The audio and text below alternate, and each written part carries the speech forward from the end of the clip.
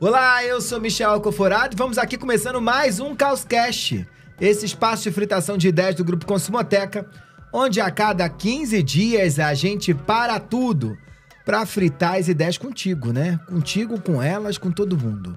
Oi, Marina. Olá. Voltamos. Voltei. Thaís. Cheguei. Estamos aqui. Olha, hoje a gente vai falar sobre um estudo que o Grupo Consumoteca fez sobre a maneira como a gente tem lidado com a passagem do tempo. A essa altura do campeonato, você já sabe que a única coisa que está garantida pela biologia é que você nasce e que você morrerá. O que você vai fazer no meio do caminho é culpa da cultura. E não tem nada a ver com outro episódio, com outro podcast, não.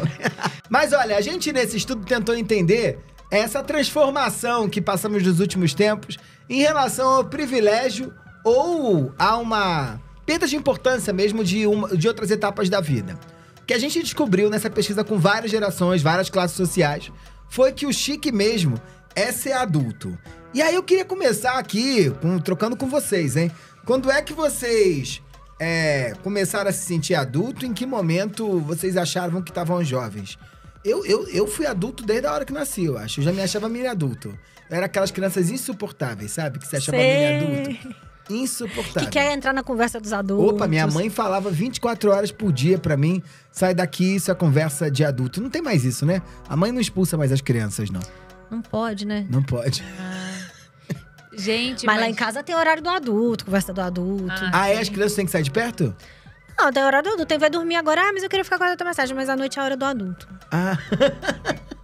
Não precisa, gente.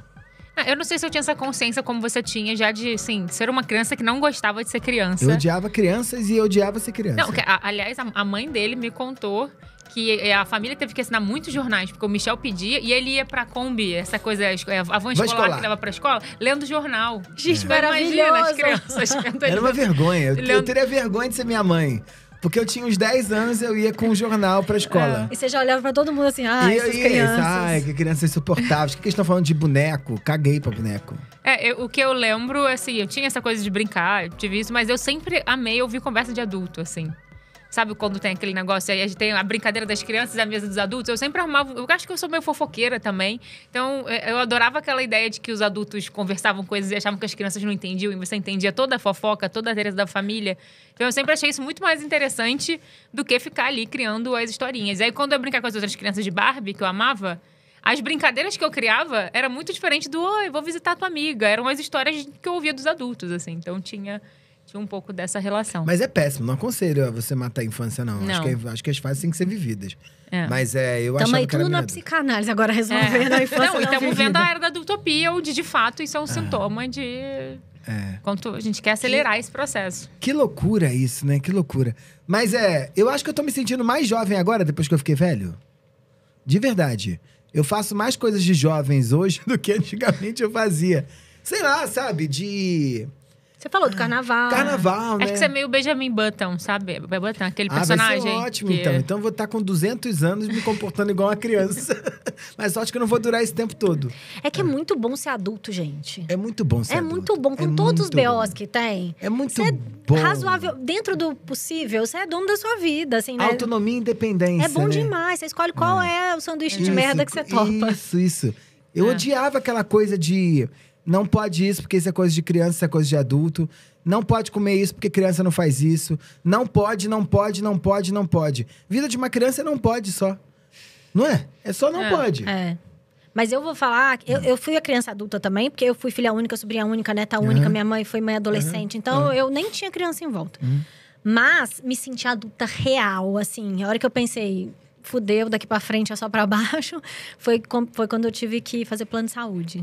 Sabe assim, vai decidir o plano de saúde. E aí tem o filho, então, né, ter plano de saúde com dependente. Filho não trouxe pra você essa sensação de adultez, É que não? o plano de saúde veio antes do filho. Tá. Mas sabe que na pesquisa a gente viu que não é filho o principal ponto que faz as pessoas se sentirem adultos. Qual A gente tem até uma escala lá no nosso estudo que a principal coisa é dar conta de uma responsabilidade sozinho. Esse negócio do não depender do outro, resolver BO, burocracia. Tá no topo ali da hierarquia do sentimento de adulto. Burocracia é o top. É o top. Adultez. Tanto que a gente ouvia, principalmente de pais millennials, assim, não, eu não me sinto mais adulta porque eu tenho um filho. Eu me sinto adulta quando eu tenho que resolver um BO do meu filho que só eu possa resolver. Mas ela não se sente por causa disso, sabe? Mas quando você passou a se sentir adulto, assim, você sempre foi criança adulta, mas tem uma hora que você deixa de… Né, você achou chato ser adolescente.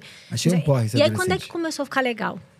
Pra mim, começou a ficar legal na faculdade. Pra mim eu também. acho que na faculdade começou a ficar legal pra mim.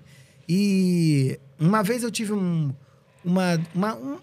que vez ou outra eu tenho isso. Eu tenho sintomas e ninguém descobre o que eu tenho. Aí eu passo um tempo lá no hospital, aí eles dizem, não sabemos o que é, volta pra casa. E eu paro de sentir coisas. Deve ser da vida leve que eu levo. Isso que eu ia falar, chama burnout. Né? Hoje em dia tem um nominho. E aí, eu me lembro que uma vez eu tava com os exames todos ferrados, eu não sabia o que era. Eu até te pedi indicação do médico. E aí, eu falei, gente, se eu tiver um negócio grave, agora que tá ficando legal, que loucura isso. Por conta disso mesmo, eu acho que a minha vida começou a caber naquilo que eu imaginava que era a vida na faculdade. Que era eu decidir se eu ia pra aula ou não, decidir se eu ia estudar ou não, decidir o quanto eu ia estudar, a nota era minha, não precisava dar boletim pra ninguém. Eu decidi a minha rotina, o que eu fazia com o dinheiro. Porque nessa hora também, obviamente, eu comecei a ganhar um dinheiro, porque eu ficava o dia todo na faculdade, né? Eu fazia uma de manhã, uma de noite, então meu pai me dava um dinheiro pra eu ficar a semana. E aí eu disse, não comerei essa semana e vou comprar tudo de livro. Ou não vou à aula hoje, sei lá, e vou pro cinema. Comecei a ter uma liberdade muito grande. E acho que a faculdade te dá a possibilidade de te mostrar que pra você existir, você não precisa estar tão enquadrado como a adolescência e a infância te cobram, né? Você é uma criança normal, você tem um jeito, né? Pelo menos, agora talvez as mães estejam mais abertas a outros tipos de criança. Mas antigamente só tinha um jeito, né? Na toa que minha mãe colocou meu irmão no mesmo colégio que eu, dizendo que a gente tinha que ter as mesmas oportunidades. E aquele colégio não cabia pro meu irmão, mas paramos no mesmo. E ela pôs também, porque, gente, levar a criança pra 2 escolas, buscar em 2 escolas, reunião de 12 escolas. Van escolar, querida, era inferno. E 2 festas juninas. E 2 reuniões de paz. Minha mãe, ela dizia pra gente que isso era coisa do capitalismo. Maravilhosa. Então, dia da mãe a gente nunca foi. Dia do pai nunca fomos, ainda tinha isso, não era dia da família. Festa junina, rapidamente deixamos de ir. Isso é tudo coisa do capitalismo pra vender mesa e a escola fazer dinheiro. É isso. E aí a gente não… Ainda tem que pagar ainda pra ir na festa? Na escola… não vou falar isso, porque vão saber qual é a escola dos meus filhos. Tá bom. Então mas tem escolas, tem jeitos diferentes hoje em dia. Entendi. Mas você tinha vontade disso? Você devia ser uma criança que devia gostar de não ter esses eventos. Não, eu odiava aquela… Porque eu odiava aquelas chatices daquelas crianças. Todos os eventos, eu fazia todos os eventos da escola. É sua cara. Minha cara. Mas sua mãe também era uma entusiasta. Sua mãe é uma educadora, né? Então ela era uma entusiasta desse jogo. Era de, não dormir na véspera da festa junina, sabe? Assim. Porque ia ter a quadrilha, era. Gente do céu, já irritado porque tinha que fazer bigode. Tinha que ir com aquela roupa horrorosa. Não, gente, eu era criança esquisita. Eu sei que as pessoas olham pra mim hoje e pensam, mulher branca, magra, loura, esquisita na onde? Mas eu sou do interior de Minas, né? Assim, eu era muito… sou filha adotiva do meu pai. Eu era tipo a filha bastarda, sabe? Era uma merda pra mim essas coisas. Eu era sempre que não tinha par na festa junina. Eu odiava. E é isso. Eu fui estudar, imagina, eu fui estudar cinema, redenção total. Muita liberdade, abriu um mundo, né? E um monte de esquisito, né? A UF foi um lugar de libertação pra mim. E sabe outro lugar também que eu acho que eu senti muito adulto? Foi quando eu fui morar fora. Primeiro que pra mim, morar fora, e eu fui estudar e eu trabalhava também, né? Aquilo abriu um mundo pra mim de tipo… Primeiro que eu fui fazer trabalhos que a gente jamais faria aqui. Então, isso abriu um mundo, assim, essa coisa tacanha da classe média brasileira. Sim. De que o fulano precisa trabalhar naquilo que ele estudou. E que todo mundo é filho de alguém. E todo mundo é filho de alguém, todo mundo te serve, né? Tem alguém que te serve. Quando eu rompi com isso, eu falei, meu Deus… O cara que tá me servindo aqui no Starbucks é parecido comigo. E ele podia estar fazendo aqui também… E eu também, quando tô servindo, que eu trabalhava como dishwasher… Eu não sou menos ou mais por causa disso. Aquilo abriu um mundo pra mim que foi para cá muito bom ser adulto. É tipo Los Angeles, né? Que a pessoa que tá te servindo no dia seguinte é o grande ator do momento. Isso mudou a minha vida. Mas eu acho que a classe média brasileira é bem tacanhazinha, né? Não pode falar mal da classe média que ela fica triste. Mas é isso, a gente é muito formatado pra um padrão, pra caber num lugar, né? E eu acho que sair da adolescência me deu essa liberdade absurda. E fui fazer ciências sociais, né? Que abre um universo, né? Que é muita coisa. A faculdade por si só já bagunça a cabeça. E é moderno, né? Sei lá, né? Tipo, o professor não tá preocupado com você, não sabe nem seu nome, né? Isso é muito bom na faculdade. Eu fiz o 2º grau em escola técnica, né? Eu fiz no Cefet. Você fez o quê? Eu fiz informática, sem nada. Mas era separado, né? Você podia fazer… Fazia o curso técnico à tarde e o segundo grau de manhã. E, putz, foi muito bom, assim. Já foi um início de um pezinho na liberdade ali. Porque a escola técnica é isso, né? Não é colégio. Antes eu estudava em colégio de freira, imagina. Aí eu fui para um colégio técnico, que ninguém sabia se eu tinha entrado, saído. Ninguém sabia quem eu era, um monte de gente. Foi bem legal. Isso é bom, é uma libertação. Eu acho que a faculdade, acho que ainda mais quem teve a experiência de ir pra uma federal, eu imagino que tem uma diferença. Você saiu da mansão Itaipu e parou no IACS, né? Porque que era a faculdade de comunicação da UFRJ. Foi aí que eu entendi que tinha outros modos de vida. Sabe assim, você descobriu, gente, tem muito mais jeito de ser no mundo e dá pra ser de outros... Você foi igual o menino Buda, né? Foi. Porque em determinado momento descobriu que o mundo não era Eu descobri muita coisa e foi incrível, e assim. E todas as pessoas que vinham de uma trajetória parecida com a minha foram as que eu não fiquei amigas, assim. Porque eu acho que eu fui capturada por aqueles que eram os mais diferentes de mim, porque eu falei, gente, eu não sou parecida com eles, mas eu quero andar com essa galera aqui, porque eles vão me apresentar coisa nova, sabe?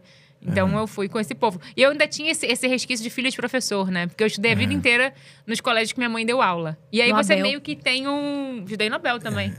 Quem morou em Niterói no Eu passei por todas as escolas. Minha mãe mudava de escola e a gente ia junto pra ter a bolsa.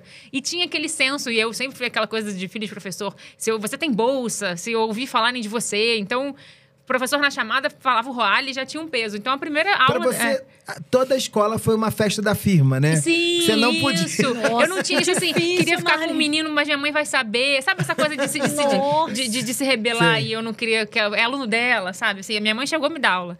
E aí, quando eu cheguei, eu lembro, assim, que marcou até contexto. Minha mãe, ela fica contexto pra todo mundo. Que minha primeira aula da faculdade, que foram ler a chamada, que é Raoli, como é que fala seu nome? Cara, aquilo me deu uma paz. Eu falei, não sabem o meu sobrenome aqui. Tipo... sensação de que eu podia me reinventar. Eu não sou filha da professora. Então, eu acho que eu vivi essa coisa, assim. Até porque eu tive essa coisa da família próxima e não tenho que reclamar. Mas é bom, tem uma hora que você precisa cortar ali também. Então, a vida adulta chegou aí. Maravilha, olha, você sabe muito bem que esses parâmetros de adultez, de juventude, de fases da vida, velhice, estão a todo momento em discussão. A sociedade, vez ou outra, apesar de estar fazendo tudo que você precisa fazer, para decidir até quando vai a juventude, até quando vai a adolescência, até quando vai a infância, até quando vai a velhice, até quando vai tudo. Né? Nesse aspecto interessante, o que a gente tem observado cada vez mais é que os parâmetros de mudança de fase de um caminho a outro têm cada vez mais sido tensionados. A gente vê jovens adultos, né? Você mesmo aí faz isso, né? Você tá andando com aquela meia comprida de Vans, aquele boné, camisa do movimento social, né? Com 40 anos, achando ainda que tem 20. Tem alguém de 20 dizendo que você já é velho. Você não entende, né? Que você não cumpriu nenhum dos rituais da adultez, não comprou apartamento, não comprou carro, não tem filho, trabalha num trabalho que não te paga muito bem, é MEI, né? Você tem um monte de... não sabe se vai aposentar, não sabe nada disso, e aí tá tudo bagunçado. E se a gente tá pensando em bagunça, se a gente tá pensando em transformação, tá mais do que na hora da gente dar nome aos bois. Marina Roali, qual é o nome do boi de hoje? O boi de hoje é Juventude Reprogramada. Tem uma coisa de juventude da igreja, né? Quando eu li esse nome, eu pensei naquela coisa de igreja, sabe? Assim, vamos reprogramar a juventude pra eles não transarem antes do casamento. Mas não tem nada a ver com isso, não, né? Sim, eu fui do movimento Articulação da Juventude Salesiana na escola que eu estudava, que era a escola católica. Gente, a Marina bem sempre uma surpresa. Todos os movimentos que tinha, eu tava lá. Mas a juventude Marina que a gente era boa aluna, né? Boa filha. A filha é ideal. A Marina é. Mas isso também é motivo da terapia. A gente tá... Tudo é, né? Tudo vira. Tudo vira. Mas o que a gente, que não foi filho ideal, pode mostrar pra você é que tudo também, a gente também tá lá ligando quanto que a gente... não, mas eu e o Michel, a gente fala sempre, bom que criaram um pouco expectativa pra mim. Expectativa. A melhor coisa que eu fiz na vida foi fazer antropologia. Zero expectativa sobre mim. Ninguém achou que eu ia dar em nada. E minha mãe fala até hoje, Michel é doido, né? Não houve Michel, que Michel é doido. Minha mãe Sim, não, mas ela tem muito orgulho. Foi bonitinho o lançamento do livro dele no Rio. A família dele tava toda lá muito orgulhosa. A avó dele tava emocionada. Isso o Michel não conta. Ele não conta, ele não revela. Você tá revelando muito da minha vida. Eu vou quebrar a vibe Wagner Moura dele. Não podemos revelar. Mas juventude reprogramada é justamente esse momento que a gente está redefinindo aquela ideia e esse imaginário do que a gente entende como juventude. E aí estamos numa mesa aqui de millennials, onde juventude, a gente vem dessa era onde tinha um lifestyle jovem que alimentava a cultura pop, alimentava o cinema, alimentava tudo. Uma ideia de um frescor, né? Essa ideia de que todas as gerações, né, mais velhas têm de que jovem é essa fase que você é livre, que você faz o que você quiser, que você se joga no mundo. Essa coisa meio hedonista, assim, de não se preocupar com amanhã, né? É o que geralmente a gente associa quando pensa em juventude. Só que quando a gente olha para a juventude da vez, né, para essa galera que hoje tá fazendo 18 anos, que tá ali nos 20 e poucos, não é isso que eles pensam, não. E eles estão mudando todos esses códigos do que a gente entende, então, o que é ser jovem. Ô, Marina, então, para entender esse movimento que vocês estão chamando de adultopia, né, que é a base da reprogramação da juventude, como é que a gente pode começar a mapear essa transformação, assim? Que caminho você está apontando aí no estudo? Acho que a gente, para entender esse movimento, vamos passar por 3 pontos. Primeiro, entender o papel da juventude na sociedade. Porque ser jovem, sempre quando a gente da geração, tem essa clássica pergunta. Mas todo jovem não é questionador? Sim, e aí vamos falar disso aqui. Vamos falar dessa juventude para essa geração Z. E vamos falar o impacto disso no mercado. Porque o povo acho que não tá entendendo muito bem o que é ser jovem, não. Tá todo mundo meio o meme do Didi lá com aquela roupinha que viraliza nas redes, sabe? Tentando parecer, mas não é. Mas vamos começar do começo, assim. A juventude, ela é inventada num período histórico, né? Às vezes o povo esquece, né? Que juventude é uma construção social e cultural. Acha que é isso mesmo, todo mundo foi jovem. Sim, o que eu quero dizer pra você que tá me ouvindo aí é que todo mundo teve 20 anos, independente da fase histórica. Agora, aceitar determinadas coisas de alguém que tem 20 anos, ou de alguém que tem 10, ou de alguém que tem 50, isso é que muda de acordo com o tempo. Como é que a gente começa a definir essa coisa da juventude, hein? Se a gente pensar juventude como uma fase da vida, né? Que a gente vai entendendo na cultura que tem ali coisas de jovem, né? Como você deveria agir, é uma coisa recente quando a gente pensa em história da humanidade. É pós-revolução industrial.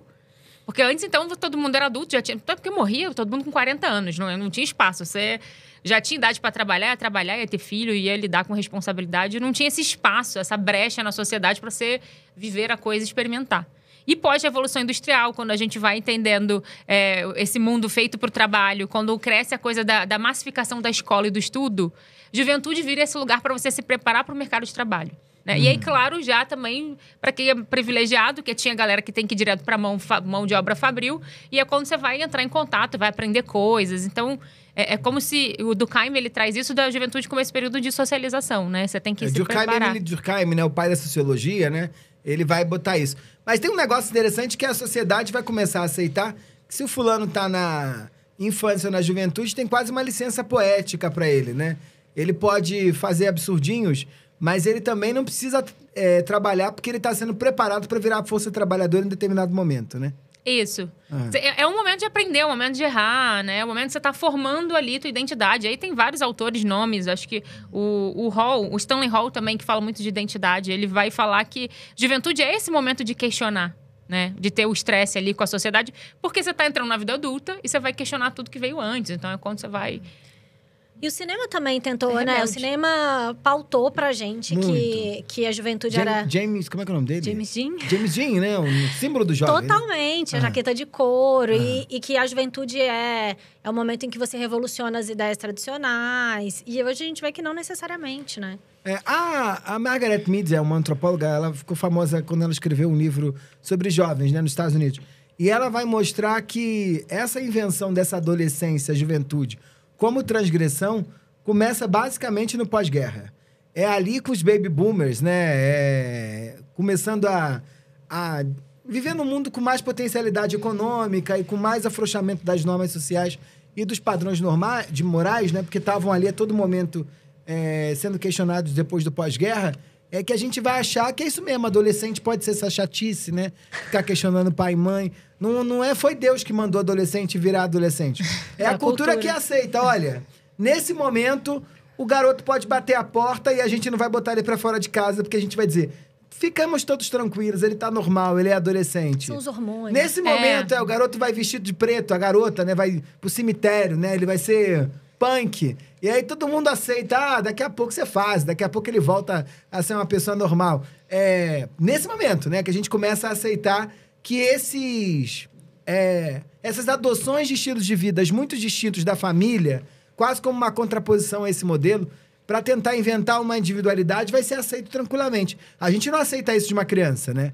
E nem aceita isso tão bem assim de um adulto. Um adulto que é tão distante assim, não consegue estabelecer um canal de comunicação com os pais, a gente acha que é problema, apesar das diferenças. Você pode ser diferente do seu pai e da sua mãe.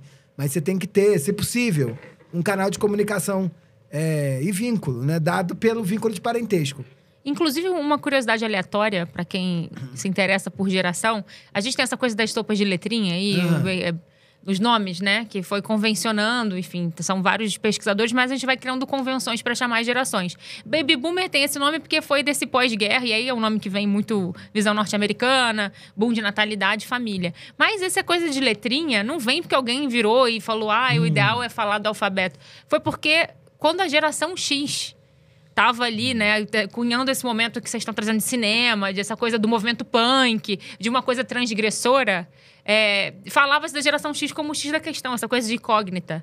E aí teve um ensaio famoso, não vou lembrar aqui agora o nome, um ensaio, né, no Reino Unido, de um fotógrafo que fez um ensaio com essa galera, e aí na época foi banido, depois saiu, que era coisa da geração X, meio nessa pegada, o que vai ser dessas pessoas, né, rebeldes no mundo. E aí daí foi seguindo, aí virou Y, virou Z, virou Alpha, mas para mostrar que todo jovem, né, todo mundo quando tá nesse momento, de fato tem essa questão de uma certa rebeldia, de um questionamento. Só que era para trazer o agora ali, né? E aí, quando a gente olha para essa geração ali, o que vai mudar é que cada uma vai questionar de um jeito, né? Cada uma vai militar em um ponto. Até porque é isso, né? O jovem vai sempre questionar o vigente. E o vigente muda muito, né? A gente tá, inclusive, vendo os ex que... Né, a juventude sempre foi... sexo, drogas e rock and roll, vanguarda, vamos sair. Né? Considerado sempre a época mais... Vamos ser muito doidos. E agora a gente tem uma geração jovem que é de ficar em casa, que é da sobriedade. Então, também... Não deixa de ser pra balada, não deixa de ser um questionamento. Dorme cedo. Ou dorme tarde no computador, né? Muda tudo. É isso. Fica atrás da tela até de madrugada, sozinho. Que loucura. Sim. E aí que a gente vai vendo como essa geração Z tá reprogramando a sua juventude. Porque a gente ainda... A gente, né? A gente que é de outra geração ainda tá com dificuldades de entender porque acha que o jovem devia estar fazendo o que a gente fazia, né? Que, inclusive, o millennial, ele tem uma nostalgia que até hoje muitos não superaram. Que adultos, né? Que é o povo que esqueceu de envelhecer. Com a quantidade de gente que a gente conhece, né? Que você fala, querido, né? Já passou dos 40, né?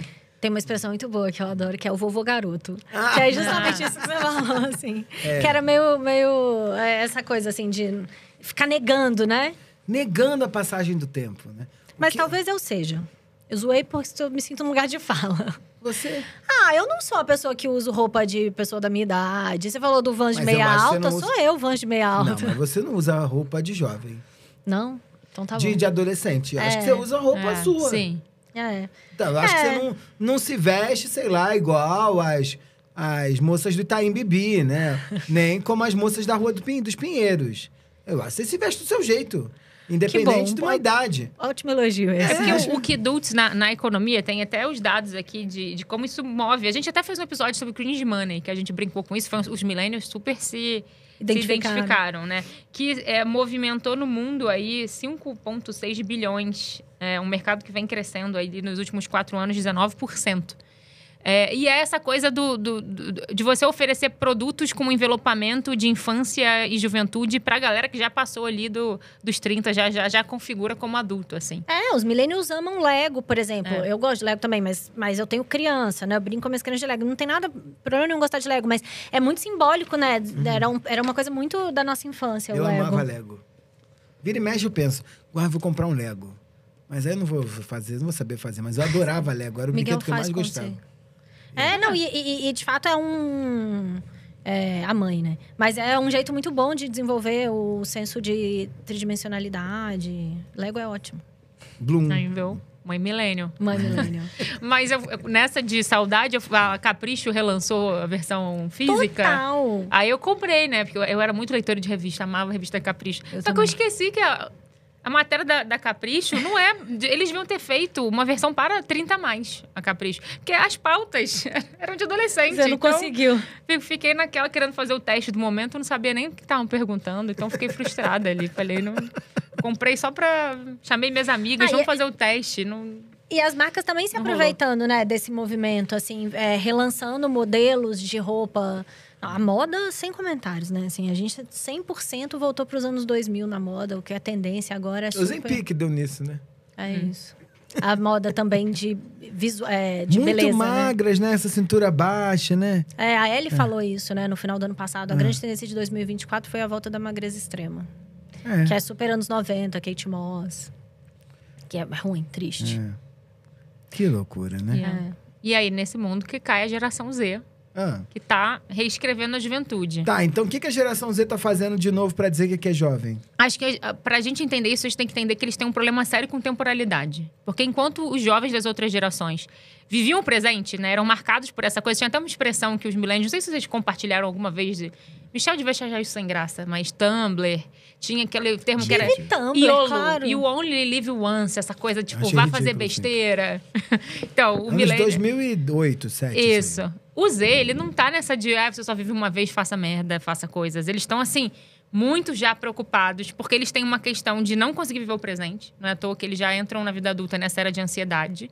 E a ansiedade é excesso de futuro, porque eu não consigo me entregar e desfrutar agora, porque eu tô preocupado com o que vai acontecer. Ou eles estão numa melancolia do passado do outro, assim. É por isso que tem uma nostalgia entre a geração Z, que é de desejar o que ele não teve, assim. Então, essa coisa deles usarem roupa anos 2000, ou quando a geração Z usa a moda cintura baixa agora, ele não viveu isso, ele não tem saudade disso. Mas é um pouco de querer viver um tempo do outro, assim. Então, eles ficam meio perdidos ali, com tantos códigos, tantas referências. Você nunca foi jovem com tanta referência para ver tudo que todo mundo fez. E eles acabam não vendo essa ideia da preparação, né? Que a gente falou tanto que sempre foi associada ali à juventude. E eles querem, assim, acelerar esse momento. Eles estão preocupados em ser adulto logo. Porque eles acham que, sim, estão perdendo tempo. Tem até o meme da geração Z, que é... Eu acho que eu já devia estar comprando um terreno quando eu nasci. Tô atrasado, sabe? Assim, porque eu já... tô no mundo meio ferrado. Mas você não sente que tem um pouco também de que é muito difícil ser jovem com todo mundo te filmando? Essa coisa do Z ter conta de Instagram fechada, não ter foto no feed, só fazer stories porque sai. Imagina, assim, a juventude em tese, né? Assim, pelo que foi na construção social, é hora de você fazer merda. Mas aí você não pode mais fazer merda, porque você vai ser cancelado, vai ser filmado. Aí quando você estiver no mercado de trabalho... Gente, ainda bem que não tinha Instagram na minha juventude. Eu não ia ter carreira, eu acho. Não ia ter dado pra mim. Então, eu sinto que o Z também tá prejudicado por essa...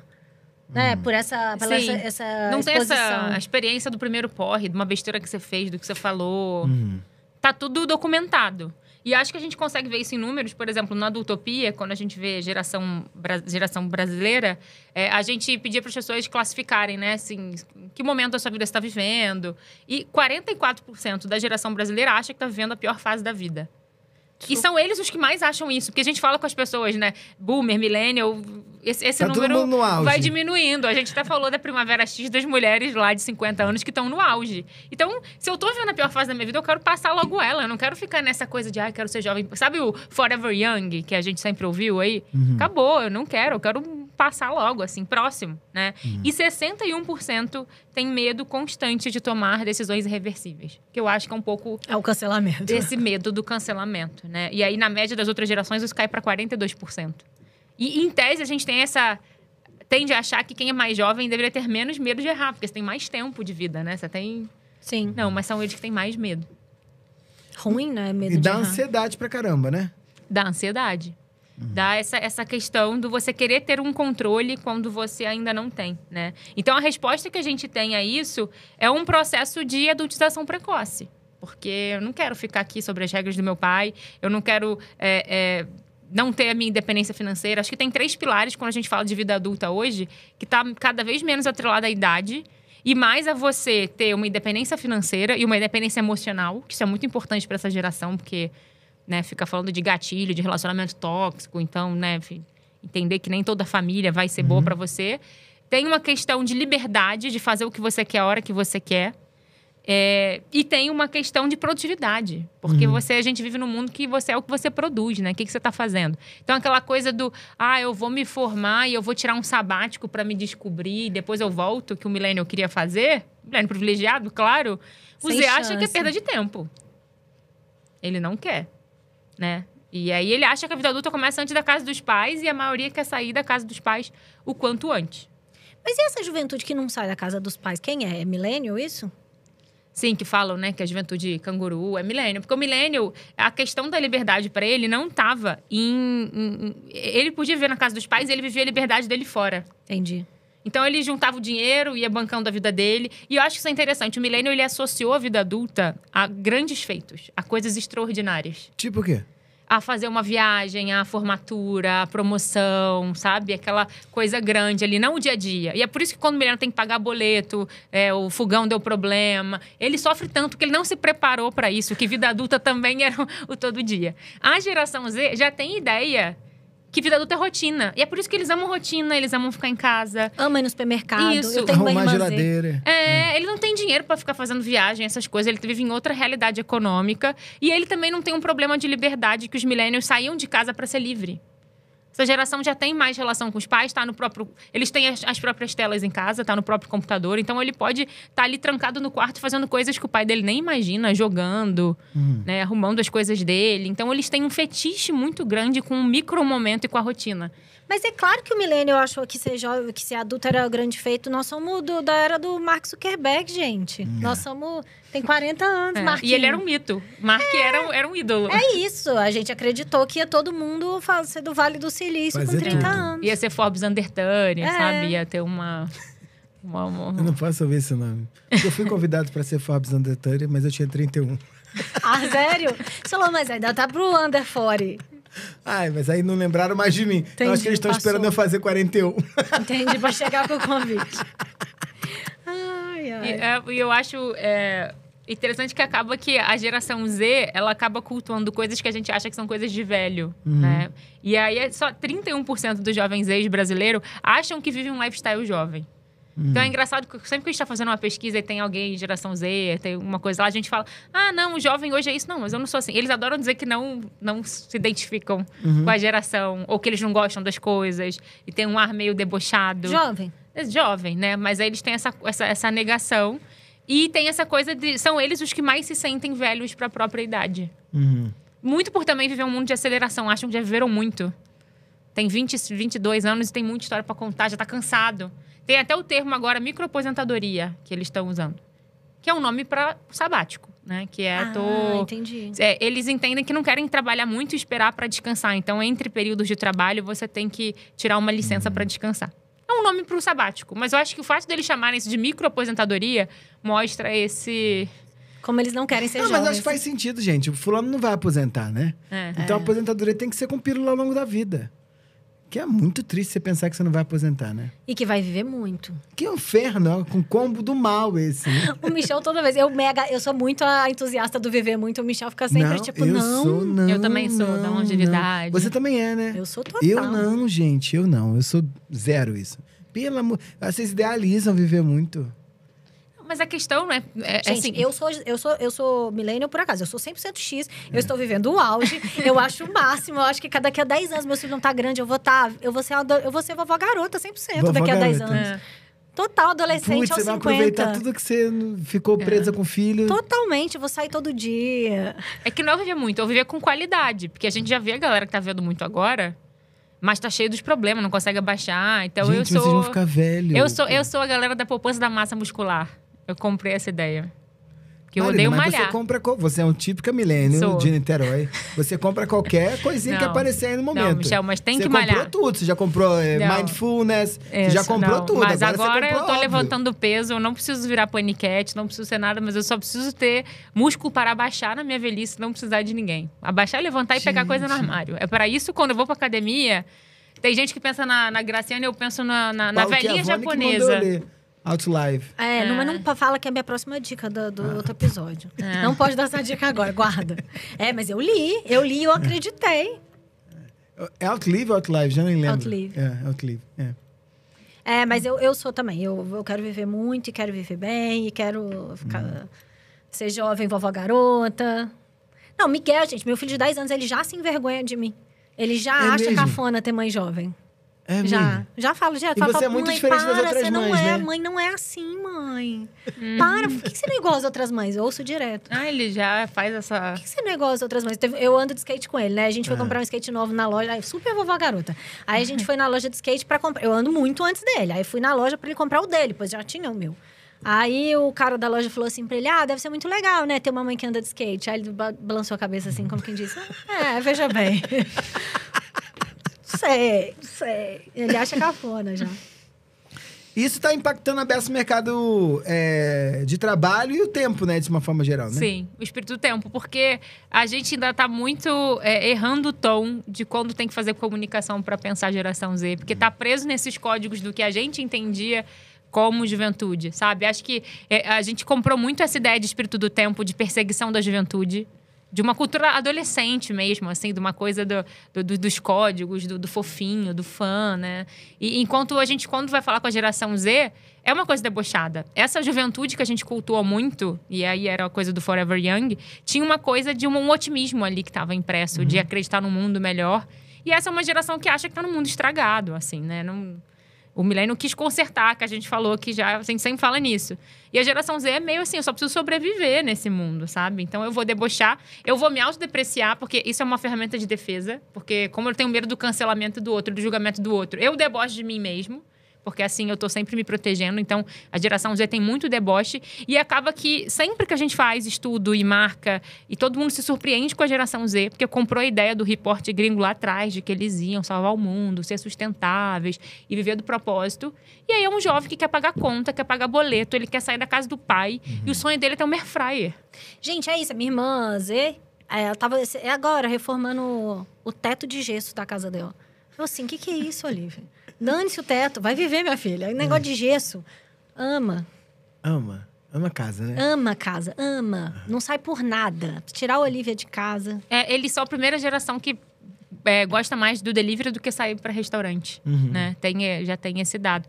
E quando a gente compara, no nosso estudo, a gente colocava fases da vida e a gente pedia para eles associarem o que era juventude, o que era velhice, o que era a vida adulta. E é muito interessante que, enquanto os baby boomers, eles colocavam mais a palavra diversão, aventura, para a geração Z cresceu em relação aos outros, responsabilidade. Né? Então, e eles também têm um destaque que ansiedade é muito forte para eles também, muito mais do que nas outras gerações.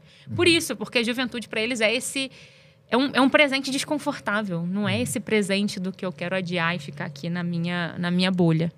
E aí a jovem não quer parecer mais jovem, né? Eu ia falar isso, como a moda mostra isso, né? A gente tá aí vivendo essa era, uma super tendência, né? Parecer mais velha, né? Enquanto a gente tá aí com os milênios querendo, né, vovó garotos, nós temos o Z que quer se vestir de X. Que quer usar a roupa de mais senhorio, que usa muita alfaiataria. Old money, né? É o old money, é o clean beauty, é essa coisa também né, de se vestir de... Mesmo a moda modesta, né? Cola muito melhor com o Z. Essa juventude também, né, mais ligada à religião, então, muito coberta, não tem... tem essa vontade de parecer mais velha mesmo, é muito impressionante. Já até apareceu a maquiagem, pra vocês esse né? viral que mostra vários artistas com 20 anos da geração Sim. millennial e vários artistas com 20 anos hoje, parece que eles têm 30. Sim. É bem impressionante. Mas e da beleza também, né? Assim, essa coisa do cabelo contido, né? Do coque justinho na cabeça, também falo, pois uso, meu lugar de fala total. Mas tem um lugar, né, de mais senhorio. Imagina, esse coquinho do Clean Beauty. Né? Não, esse coquinho do Clean Beauty era o coquinho da vovó do crochê outro dia, né? Então, tem uma vontade de parecer mais velho mesmo, assim. E sinto que tem tudo a ver com responsabilidade. Porque quando a moda deixa de ser maximalista, divertida, ou quando ela deixa de ser ousada, correr risco, é porque ela tá com medo da responsabilidade, ela é um tempo de crise, né? É a hora dos básicos, das roupas atemporais, dos neutros. Então, é uma lente mesmo dessa vontade de responsabilidade, de crescer, de conquistar, né? De comprar o terreno quando nasceu. É isso, assim, não dá como marca ficar preso, achar que você quer comunicar com os jovens. Eu vou estar nos festivais, eu vou ser colorido, eu vou ser fã, eu vou falar de sonho, eu vou entrar no universo lúdico. É o milênio esse. Eles querem falar de pé no chão e questões da vida adulta. Claro que eles se divertem também, mas é saber você fazer o envelopamento ali do conteúdo para se conectar com esses jovens. Boa! Vamos caminhando pro final, hein? Joga na roda.